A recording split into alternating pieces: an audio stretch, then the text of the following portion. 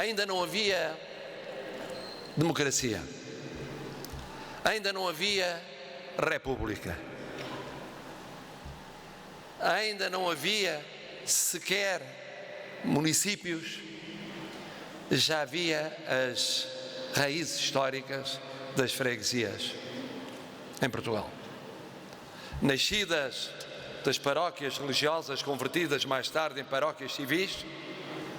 Elas constituíram, ainda de forma mais antiga do que os municípios, tenham eles vindo de Roma ou da influência germânica, a forma de organização das populações para, na proximidade, acorrerem às necessidades de todos. Tem mais séculos do que a história da nossa democracia, da nossa república e de muito mais daquilo que é fundamental, que é o papel dos municípios na vida de Portugal. E, portanto, quando se pergunta, e muitos se perguntaram, porque é que Portugal é dos poucos países da Europa a ter freguesias, e quando, em alguns momentos, se discutiu, teoricamente, para que é que servem as freguesias? Por que não reduzir as freguesias a um tipo diferente de municípios? Por que não haver vários graus de municípios como em certos países europeus? Por que não prescindir da experiência das freguesias? A resposta foi dada pela realidade do nosso país. Era impossível viver sem as freguesias portuguesas. Não foi por acaso que elas existiram, não foi por acaso que tiveram a história que tiveram, não foi por acaso que resistiram, ao contrário de outros países europeus, às mudanças da organização administrativa e do ordenamento do território. Sobreviveram, mantiveram-se, enraizaram-se e desenvolveram-se porque correspondiam à vontade do povo português. E aquilo que está aqui hoje presente, de forma tão legítima quanto está o Presidente da República, quanto estão deputados da Assembleia da República, quanto estão presidentes de Câmara Municipal, o que está aqui presente é o povo português. O que representam os autarcas das freguesias é o povo português. Esse povo que vem de todo o território nacional. Aqueles que estão congressistas, aqueles que são convidados, aqueles que aqui estão como observadores. É o povo português a falar através daqueles que 24 horas por dia estão em contacto com as suas aspirações, as suas necessidades, os seus desejos, os seus dramas, as suas alegrias, as suas tristezas, as suas frustrações. E honro-me de ter, há já muitos anos, votado a Constituição da República Portuguesa, porque nessa altura, ao votar-se o poder local autónomo, pela primeira vez, autónomo e democrático na história constitucional portuguesa, e ao votarmos o papel desse poder local a nível municipal e a nível das freguesias, estávamos a proceder a uma viragem de fundo, não apenas no direito português, mas na vida de Portugal. É um dos pilares fundamentais da nossa democracia. A nossa democracia depende dos partidos, depende do papel fundamental do Parlamento, depende do papel fundamental dos tribunais, depende do papel do Presidente da República, mas não depende menos da função essencial do poder local e no poder local das freguesias. E isso não é apenas passado. É óbvio que é passado e por isso é bom que se homenageie evocando aqueles que presidiram a ANAFRA.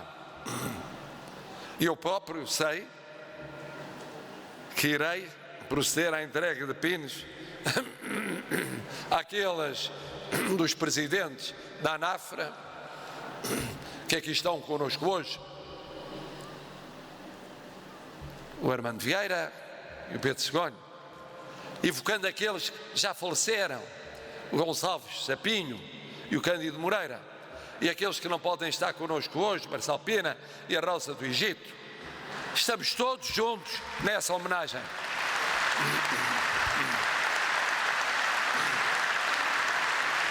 Porque esta homenagem não tem cores partidárias. Não tem cores partidárias. Entram na homenagem os que têm partido e os que não têm partido, porque se apresentam em listas que não são partidárias. Aquilo que os une é mais importante do que aquilo que os possa dividir.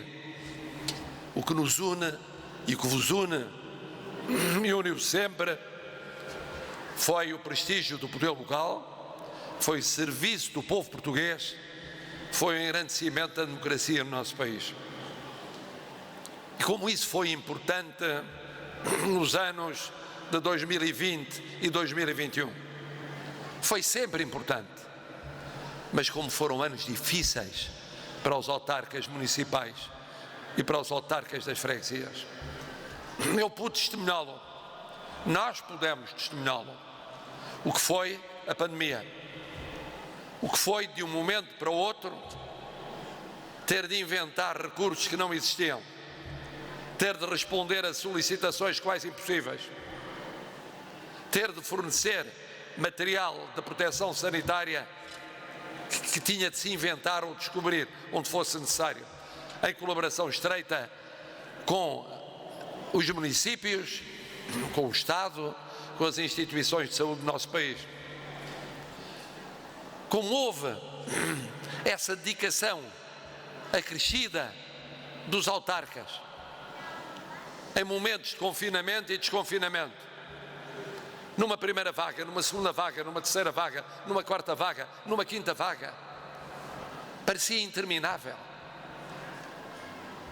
Parecia que as horas do dia não chegavam. E era um problema num lar, era um problema numa família, era um problema numa área da freguesia e numa freguesia dentro da área do município. E os problemas multiplicavam-se. E parece que renasciam de cada vez que se resolvia um. As vezes que eu não ouvi e não recebi chamadas telefónicas de autarcas que precisavam, não era para daí a semanas ou meses, era para daí a horas de apoios instantes. E o nosso poder local resistiu. E os municípios resistiram e as freguesias resistiram. E provaram a sua força numa democracia jovem. Quem diz que o poder local não é fortíssimo no nosso país? É fortíssimo no nosso país. É fortíssimo. Mostrou na pandemia. Numa pandemia que durava ainda quando foram as eleições autárquicas. Porque as eleições autárquicas foram feitas, realizadas em pandemia. Bem podiam alguns dizer que a pandemia tinha desaparecido. Tinha-se atenuado em alguns aspectos, felizmente, em mortos, em cuidados intensivos, em internados, mas não tinha desaparecido de um momento para o outro. E foi nesse clima que se enrolaram as eleições autárquicas. Foi nesse clima que se iniciou o novo mandato autárquico. Se pensarem bem, ainda em pandemia e suas consequências económicas e sociais, passaram praticamente 6 meses de um mandato autárquico de 4 anos. E por isso é justo, tal como quanto aos municípios, que quanto às freguesias, seja possível, dentro das disponibilidades que são as de todos nós, olhar ao menos para a cobertura de uma parte dos custos que essas freguesias tiveram durante o período da pandemia.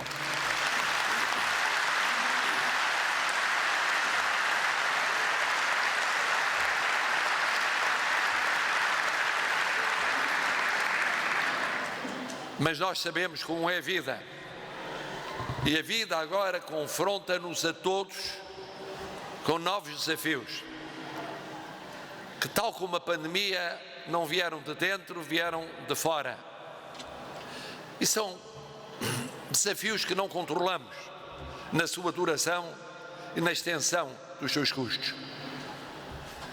Por isso, todos desejamos que sejam abreviados, por quanto mais curtos, menos custosos para todos nós, todos portugueses, todos europeus, todos os que à escala global, porque não há destes desafios sem consequências globais, sofrem os custos daquilo que se vive no dia a dia.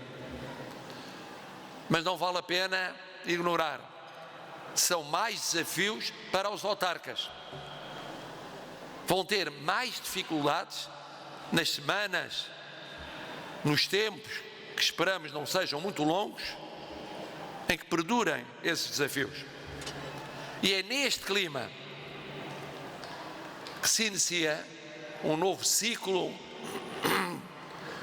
no vosso mandato, mas também um novo ciclo a nível do mandato parlamentar e governamental, e se inicia, de alguma maneira, um novo ciclo na vida europeia, em termos de fundos disponíveis para a recuperação e para a cobertura daquilo que foi a resiliência pandémica.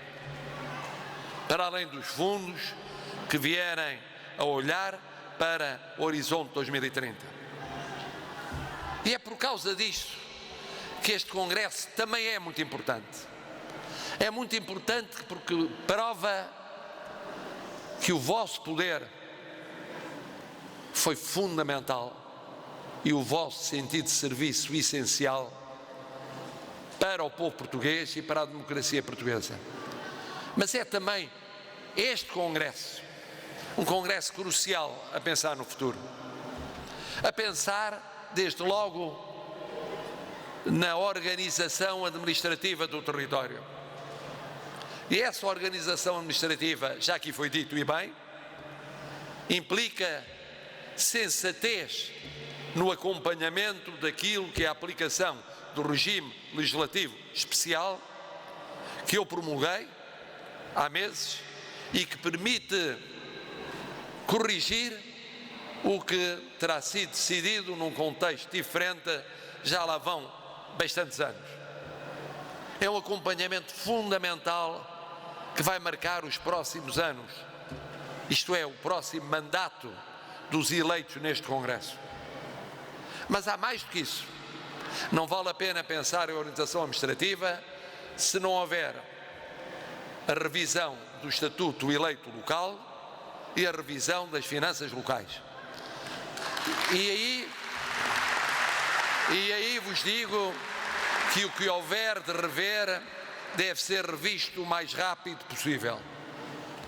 Logo depois da aprovação do Orçamento de Estado para este ano, que é uma tarefa naturalmente essencial para a Assembleia da República a instalar, é fundamental que não se espere muito tempo pela definição do Estatuto do eleito local e pela definição das finanças locais, que se não deixe para meio do vosso mandato, que se não deixe para cima de outras eleições, que se não deixe para a ponderação de outras questões, também na organização administrativa.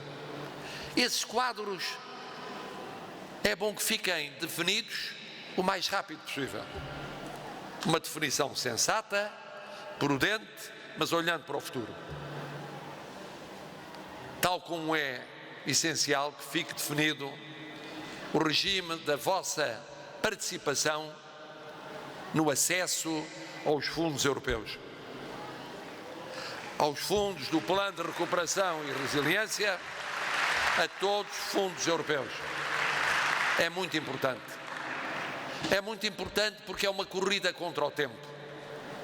Nós vamos ter uma corrida contra o tempo que arranca em circunstâncias muito mais difíceis do que aquelas que tínhamos pensado.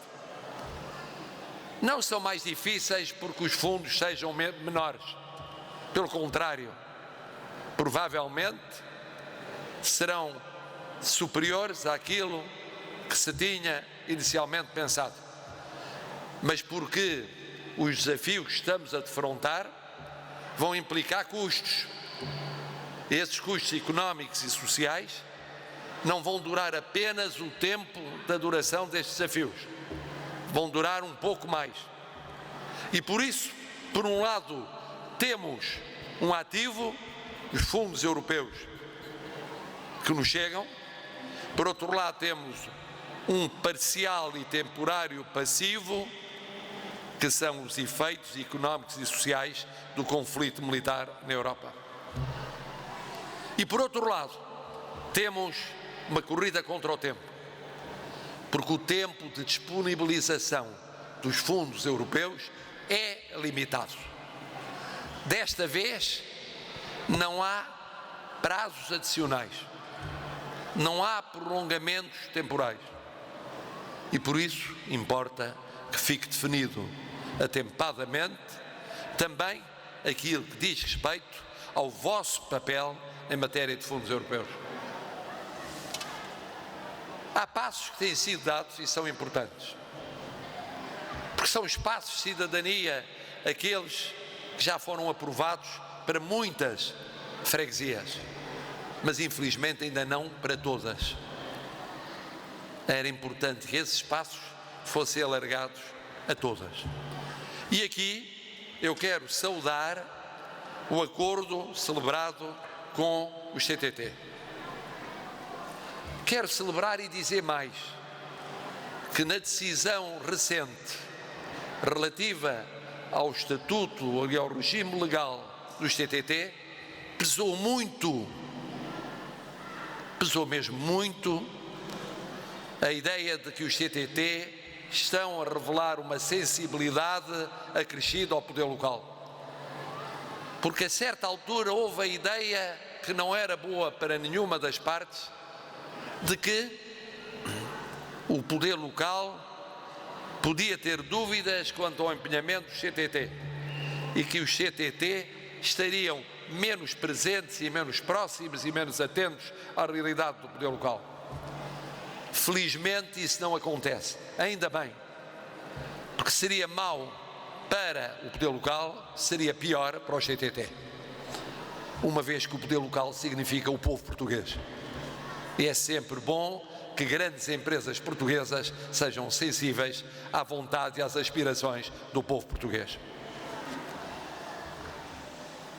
Mas naturalmente que no quadro das vossas preocupações, em que tudo isto é importante e é fundamental, entra o processo de descentralização. A descentralização aos vários níveis. Ainda há passos a dar no domínio da descentralização do Estado para os municípios. Procedeu-se a uma prorrogação de prazo por uns meses para que esses passos sejam dados. É muito importante que sejam dados, sobretudo respeitando as matérias sociais, porque isso condiciona todo o processo descentralizador.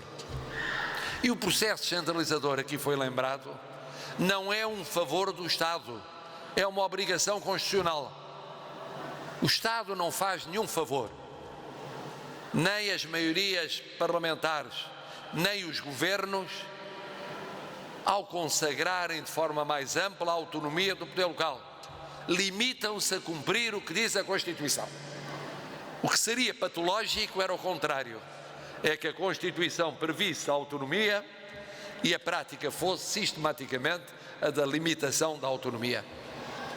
Como Constituinte, permitam-me que vos diga que quando foi votada a Constituição e eu a votei, não tinha um segundo de dúvida quanto a que a autonomia do poder local era uma das diferenças essenciais da democracia que estávamos a criar. Mas depois há a descentralização dos municípios para as freguesias. E aqui foi dito, e foi dito bem, pelo vosso Presidente, mas também pelo Presidente da Câmara Municipal de Braga, e aqui permitam-me que eu vos diga, e que diga sobretudo ao Presidente da Câmara Municipal de Braga, como me sinto feliz como Presidente da República em estar em qualquer ponto do território nacional, mas sinto-me, de alguma maneira, um pouco mais feliz por estar aqui em Braga, porque ao ver aquelas imagens recordei tantos momentos da minha infância e da minha juventude aqui passados, quando Braga era passado, mas não era tão futuro como é hoje. Pois a descentralização é essencial. É essencial. Com bom senso, com equilíbrio, olhando para a capacidade das freguesias para efetivamente poderem exercer os poderes que são transferidos. E com meios e com recursos para isso. Descentralização sem recursos é uma falsa descentralização. É uma ilusão de descentralização. E a descentralização também tem o seu tempo ótimo. E esse tempo ótimo implica dar passos seguros, mas rápidos, bem antes do fim deste mandato autárquico. Caríssimas e caríssimos amigos, é um mundo de questões que está à vossa frente. E eu admiro a vossa coragem. Ser-se autarca hoje implica uma coragem adicional. Implicou sempre. Eu fui autarca, infelizmente nunca tive a vossa experiência, autarca numa freguesia,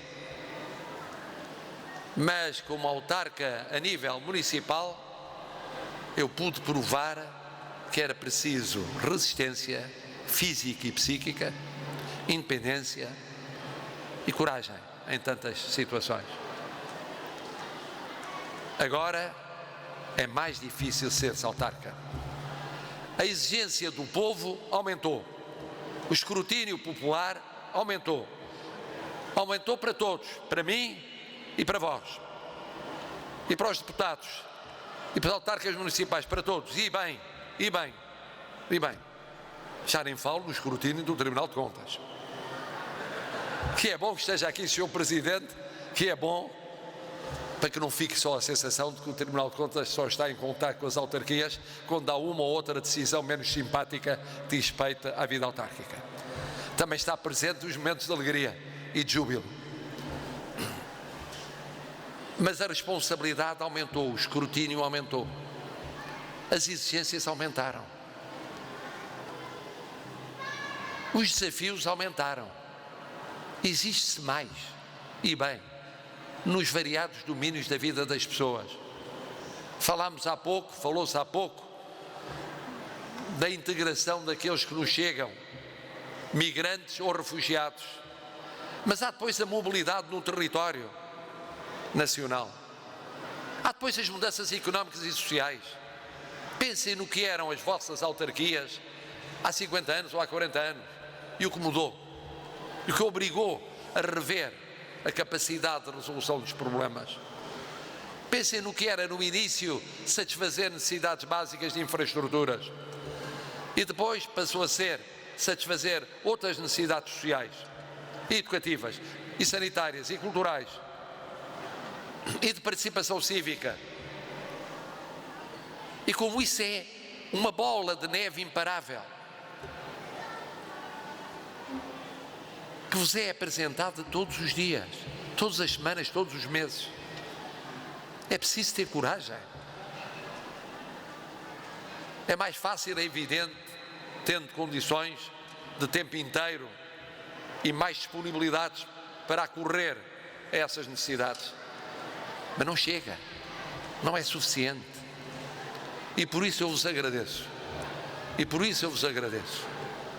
Eu aqui vim, no meio deste conflito, no meio de compromissos muito variados, fazendo aquilo que é suposto que o Presidente da República faça, tendo um compromisso de manhã aqui vir e tendo um compromisso à noite lá estar, passando por outro compromisso, porque era fundamental cá vir. Falhar ao vosso Congresso, exceto no caso em que estava no estrangeiro, mas estando em território nacional, era impensável. Era impensável. Era falhar a alguém que nunca falha naquilo que é cumprir os seus deveres do dia a dia perante as populações. Nunca falha. Nunca falha. E é isso que eu vos quero agradecer. Agradecer também, desde logo, àqueles que venham a ser eleitos, porque aí a responsabilidade é cumulativa, é continuarem a ser autarcas de freguesia e responderem por todos os autarcas de freguesia as suas reivindicações nas instâncias mais variadas do poder. Agradecer-vos pelos anos de serviço já cumpridos e pelos anos de serviço a cumprir. Contam sempre, mas sempre, com o Presidente da República Portuguesa, porque, como é evidente, contam sempre, sempre com o povo português, o mesmo povo que elege o Presidente da República e elege-vos a vós. E é esse povo a razão de ser, de estarmos onde estamos. Todos os dias pensem nisso, sabendo que há 10 problemas, 10 tristezas ou frustrações por 2 alegrias ou júbilos. Não importa.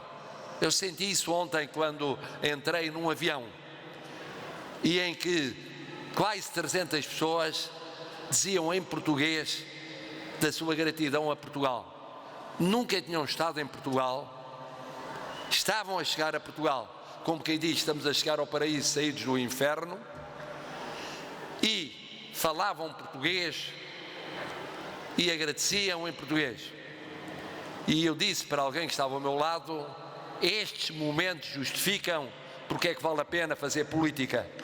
Pois vale a pena fazer política, no vosso caso, para servir o povo português, para servir Portugal. Muito obrigado pelo vosso serviço. Vivam as freguesias, vivam os autarcas das freguesias, viva o poder local, viva a ANAFRE, viva Portugal!